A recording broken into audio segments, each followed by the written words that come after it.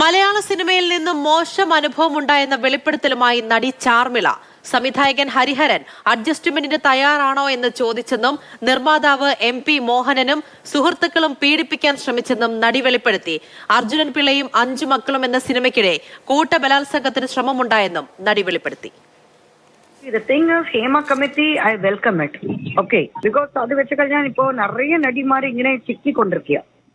എനിക്കും നേരത്തെ കുറെ പേരും ഉണ്ടായിരുന്നു. Okay, but they have to cross check whether the complaint is true. കാരണം ഇവർ ഇങ്ങനെ കുറച്ച് പേരെ കുറിച്ച് പറഞ്ഞു, അതിനെ കുറച്ച് പേരോട് ഞാൻ മൂവ് ചെയ്തിട്ടുണ്ട്. For example Siddique sir, Edavela Babu sir, മോഹൻലാലോട് 2 മൂവി ഞാൻ ചെയ്തു. റിയാസ് ഖാനോട് ഞാൻ അഭിനയിച്ചിട്ടുണ്ട്. പക്ഷെ എനിക്ക് പേഴ്സണലായിട്ട് അവരോടൊപ്പം ഒന്നും തോന്നിയിട്ടില്ല, ഒന്നും ചെയ്തിട്ടില്ല. We are just like hi hello. And Mohan sir ഇനി കൂടുതൽ ഫ്രണ്ട്ലിയാണ്. ഞാൻ ചെറിയ കൊച്ചായിരുന്നു. പക്ഷെ എനിക്കറിഞ്ഞിട്ട് ഈ കുറെ ലോ ബഡ്ജറ്റ് പ്രൊഡ്യൂസേഴ്സ്, ഈ ദുബായിൽ നിന്ന് വന്ന ആൾമാര്, ഈ പുതിയതായിട്ട് വന്ന ഈ മാറാണ് നമുക്ക് കുഴപ്പങ്ങൾ ഉണ്ടാക്കിയത് സത്യത്തിൽ. പക്ഷേ ആ സമയത്ത് we didn't have Hema committee. If we did have a Hema committee, and at that time I also would have complaint the Hema committee. Arjunan പിള്ളയും 5 മക്കളും എനിക്ക് അതാണ് സംഭവിച്ചത്. പ്രൊഡക്ഷൻ മാനേജറും പ്രൊഡ്യൂസേഴ്സും കൂടിയിട്ട് എന്നെ ആക്ച്വലി റേപ്പ് ചെയ്യാൻ നോക്കി പൊള്ളാച്ചിയില്. മോഹം മനസ്സിലുള്ളിൽ ആ സോങ് ഒക്കെ നമ്മൾ എടുത്തത് പൊള്ളാച്ചിയിലായിരുന്നു. ആ സോങ് കഴിഞ്ഞിട്ട് ഞാൻ പുറപ്പെടുന്ന ദിവസം എനിക്ക് ഈ പ്രശ്നം ഉണ്ടായിരുന്നു. പ്രൊഡക്ഷൻ മാനേജർ പേര് ഷൺമുഖമണ്ണൻ.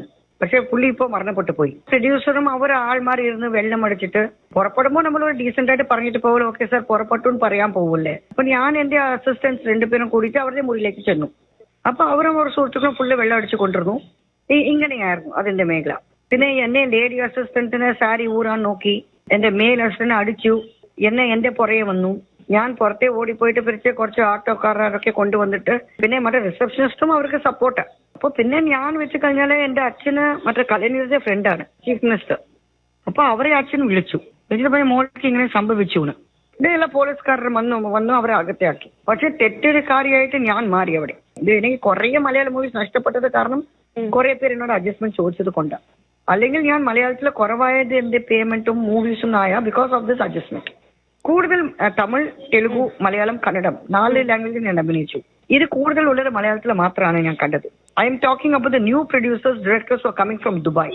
ഇവർ സിനിമ പിടിക്കാൻ വരുന്നത് തന്നെ പെൺപിള്ളേരെ വളയ്ക്കാണ്. ഇത് സ്റ്റോപ്പ് ആവണം. ഇതിനെ ഹേമ കമ്മിറ്റി ചെയ്യുന്നത് നല്ല ഗുണമായിട്ടാണ് എനിക്ക് തോന്നുന്നത്. എനിക്ക് മറിച്ച് കഴിഞ്ഞാൽ മറ്റേ പൂരത്തിലെ വിഷ്ണു ചേട്ടൻ നായകനായിട്ട് അഭിനയിച്ചു. അപ്പൊ ഞാൻ ചേട്ടനാണ് വിളിക്കുന്നത്. മറ്റേ ഹരിഹരൻ സാർ പരിണയം എന്നൊരു ചിത്രം എടുക്കാൻ പോവാ, ചാർമിള വന്ന് സാറിനെ പരിചയപ്പെടുന്നു പറഞ്ഞു. അപ്പൊ ഞാൻ നേരിട്ട് പോയിട്ട് സാറിനെ പരിചയപ്പെട്ട് ഞാൻ തിരിച്ച് വീട്ടിലേക്ക് വന്നു.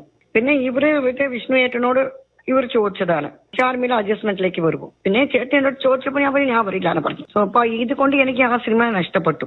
ഞാൻ അവിടെ ചെന്ന ശേഷം വിഷ്ണു ചേട്ടനെ വിളിച്ച് ചോദിച്ചതാ അവൾ വരുമോ, വന്നു കഴിഞ്ഞാൽ സിനിമ കൊടുക്കാം. അപ്പൊ ഞാൻ വന്നില്ല എന്ന് അറിഞ്ഞപ്പോ പുള്ളീനും ആ സിനിമ ക്യാൻസൽ ആക്കിയത് എന്തിനാ?